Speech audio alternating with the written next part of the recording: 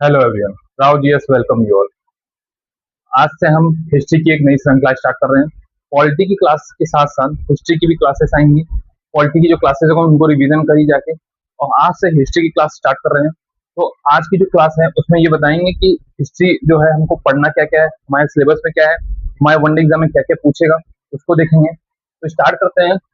सबसे पहला क्वेश्चन आता है कि हिस्ट्री क्या है, मतलब इतिहास क्या है। तो इतिहास क्या है, आप यहाँ खड़े हो और पीछे पलट के देखो, जो पीछे बीत चुका हूँ उसके बीते हुए समय को समझना, उसका अध्ययन करना, वही हिस्ट्री है। अतीत की घटनाओं का अध्ययन करना हिस्ट्री है। अतीत की घटनाओं का अध्ययन जो है वो हमारा इतिहास है। ठीक है, अतीत की घटनाओं का अध्ययन इतिहास है। हिस्ट्री कौन से वर्ड से आया है? हिस्ट्री, हिस्ट्री सब। तो हिस्ट्री जो है ग्रीक वर्ड हिस्टोरिया से है, रिमेंबर रखना। ग्रीक वर्ड हिस्टोरिया से। अगर मैं पूछूं फादर ऑफ हिस्ट्री किसे कहते हैं, फादर ऑफ हिस्ट्री कौन है, तो फादर ऑफ हिस्ट्री जो है वो हेरोडोटस है। नोट कर लो, फादर ऑफ हिस्ट्री हेरोडोटस। ये E H Carl, E H Carl की बुक है। ई एच कार्ल जो है इतिहासकार। व्हाट इज हिस्ट्री, जिनकी बुक है व्हाट इज हिस्ट्री, उसमें इन्होंने बताया है इतिहास क्या है। व्हाट इज हिस्ट्री, वर्तमान और अतीत के बीच निरंतर चलने वाली परस्पर एक क्रिया है, उसको हम इतिहास कहते हैं। एक और फेमस बुक है रास तरंगिणी, इसको नोट कर लो, फैक्ट है। पूछता है कि रास तरंगिणी किसकी किताब है, तो रास तरंगिणी कल्हड़ की है।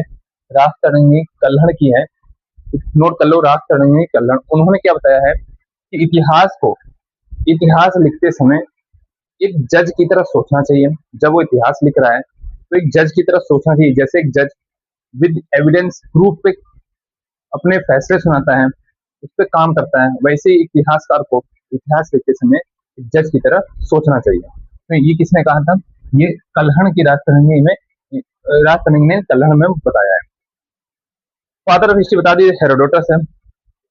अब देखेंगे कि इसका टाइम पीरियड क्या है, हिस्ट्री का टाइम पीरियड क्या है, इतिहास का टाइम पीरियड क्या है, उसको देख लेते समझ लेंगे, ताकि जब आगे हम क्लासेस करेंगे तो उसको समझने में आसानी हो कि टाइम पीरियड क्या है। देखो, प्राचीन जो इतिहास है, प्राचीन जो जिसे हम एंशिएंट हिस्ट्री कहते हैं, उसका टाइम पीरियड है prehistory to 700 AD. Note कर लो, prehistory to 700 AD time period है प्राचीन इतिहास का। मध्यकालीन इतिहास, मध्यकालीन इतिहास 700 एडी टू 1857 एडी। मध्यकालीन इतिहास 700 एडी टू 1857 एडी। और मॉडर्न हिस्ट्री मतलब कि आधुनिक इतिहास, उसका टाइम पीरियड क्या है? 1857 एडी टू और आज तक जो भी है वो सब आधुनिक इतिहास है। ठीक है, तो हिस्ट्री को, इतिहास को तीन भाग में डिवाइड किया गया है। किसमें? सबसे पहले प्राचीन इतिहास, दूसरा है मध्यकालीन इतिहास, तीसरा है आधुनिक इतिहास। टाइम पीरियड बता दिया प्राचीन इतिहास का। प्री हिस्ट्री से 780 तक जो जितना भी कुछ भी है वो सब एंशिएंट हिस्ट्री यानी प्राचीन इतिहास में आएगा। उसके बाद 700 से 1857 में मध्यकालीन इतिहास में पढ़ेंगे हम।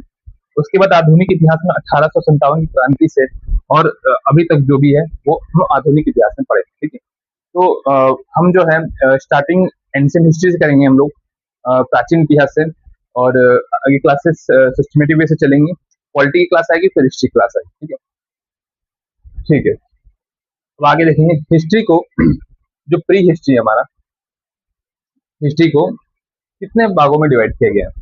हिस्ट्री को, ये जो इसके पार्ट्स हो गए विद टाइम पीरियड, अगर देखें तो हिस्ट्री को, इतिहास को तीन वर्गों में विभाजित किया जा सकता है। पहला है प्री हिस्ट्री, प्री हिस्ट्री जिसे प्राग ऐतिहासिक काल कहते हैं। दूसरा है प्रोटो हिस्ट्री, नोट करते चलो, नोट करते चलो, प्रोटो हिस्ट्री जिसे आद ऐतिहासिक काल बोलते हैं। और तीसरा है हिस्ट्री जिसे इतिहास बोलते हैं। तीन पार्ट याद रखना हिस्ट्री के, प्री हिस्ट्री, प्रोटो हिस्ट्री और हिस्ट्री। प्राग ऐतिहासिक काल में क्या है, प्री हिस्ट्री क्यों कहते हैं? इसमें लिखित साक्ष्य अवेलेबल नहीं है, नो रिटन एविडेंसेस अवेलेबल। ठीक है, नो रिटन एविडेंसेस अवेलेबल, जिसका एग्जांपल है पाषाण युग।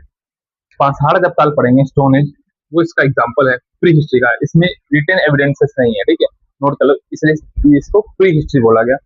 प्रोटो हिस्ट्री क्या है? आद ऐतिहासिक काल। इसमें लिखित साक्ष्य तो है, written evidences are available but not readable, लेकिन पढ़ा नहीं जा सकता, उसे हम कहेंगे प्रोटो हिस्ट्री, आद ऐतिहासिक काल। इसका एग्जांपल है हड़प्पा, हड़प्पा सभ्यता, इंडस वैली सिविलाइजेशन और वैदिक सिविलाइजेशन। ठीक है, नोट कर लो। और हिस्ट्री जो है इतिहास जिसमें लिखित साक्ष्य अवेलेबल है और जिसे पढ़ा भी जा सकता है। Written evidences are available, also readable, उससे कहेंगे इतिहास। ठीक है, और ये लगभग लगभग टाइम पीरियड जो 6th सेंचुरी BC है उसके आसपास का समय स्टार्ट हो जाता है हिस्ट्री का। ठीक है, अब प्री हिस्ट्री की बात करें तो प्री हिस्ट्री को फर्दर 3 भागों में विभाजित किया जाता है। कौन कौन सा नोट कर लीजिए। पूरा पाषाण काल और प्राग ऐतिहासिक काल को 3 भागों में विभाजित किया जाता है। पहला है पूरा पाषाण काल, दूसरा है मध्य पाषाण काल, तीसरा है नव पाषाण काल। अगर इंग्लिश में देखें तो पैलोलिथिक एज, मेसोलिथिक एज और नियोलिथिक एज। ये किसका है? ये है प्री हिस्ट्री का डिवीजन, प्राग ऐतिहासिक काल को 3 भागों में। टाइम पीरियड नोट कर लीजिए, टाइम पीरियड नोट कर लीजिए, इनका टाइम पीरियड क्या है। तो पूरा पाषाण काल का 20 लाख ईयर से 10,000 ईयर तक है, 20 लाख ईयर से 10,000 ईयर। मध्य पाषाण काल का 10,000 से 4,000 ईयर है, और नव पाषाण काल का 8,000 से 1,000 ईयर लगभग लगभग टाइम पीरियड इसका माना जाता है। ठीक है, प्रोटो हिस्ट्री की बात करें, आदि ऐतिहासिक काल की बात करें तो उसको भी फर्दर 2 भागों में विभाजित किया जाता है। एक है इंडस वैली सिविलाइजेशन और एक है वैदिक सिविलाइजेशन। ठीक है, आगे देखेंगे हिस्ट्री को, बताइए यहाँ पे हिस्ट्री को डिवाइड किया जाता है 3 भागों में। प्राचीन प्राचीन इतिहास, मध्यकालीन इतिहास, आधुनिक इतिहास, एंशिएंट हिस्ट्री, मेडिवल हिस्ट्री और मॉडर्न हिस्ट्री। इसको भी नोट कर लीजिए। इसका टाइम पीरियड है 600 BC टू 712 AD प्राचीन प्राचीन काल। मध्यकालीन का 712 AD टू 707 AD नोट कर लो। आधुनिक इतिहास का टाइम पीरियड है 1707 AD टू और टिल डे आधुनिक इतिहास, मॉडर्न हिस्ट्री से कहते हैं। सिंधु घाटी सभ्यता का जो टाइम पीरियड है वो है 2500 BC टू 1500 BC, मोटा मोटा समझ लो। और जो वैदिक सिविलाइजेशन है, जो वैदिक सभ्यता है, उसका टाइम पीरियड है 1500 BC टू 600 BC, और इसके बाद हमारा ये स्टार्ट हो जाता है प्राचीन इतिहास। ठीक है, तो ये जो है टाइम पीरियड जो है नोट कर लो, वेरी इंपॉर्टेंट है। आगे देखेंगे जब कि वैदिक इतिहास का, वैदिक जो सभ्यता है उसको भी 2 भागों में विभाजित किया गया है। एक है पूर्व वैदिक काल, पूर्व वैदिक सभ्यता, और एक उत्तर वैदिक। पूर्व वैदिक मतलब प्री एंड वैदिक सिविलाइजेशन, उसका टाइम पीरियड है 1500 BC टू 1000 BC। और जो पोस्ट वैदिक सिविलाइजेशन है, उत्तर वैदिक सभ्यता जिसे कहते हैं, उसका टाइम पीरियड है 1000 से 600 BC। ठीक है, तो ये इसका टाइम पीरियड हो गया, डिवीजन हो गया। ठीक है, आगे देखेंगे कि जो एंशिएंट हिस्ट्री है, प्राचीन इतिहास, प्राचीन काल जो है, प्राचीन इतिहास है, उसमें क्या हमें पढ़ना है उसको देखेंगे।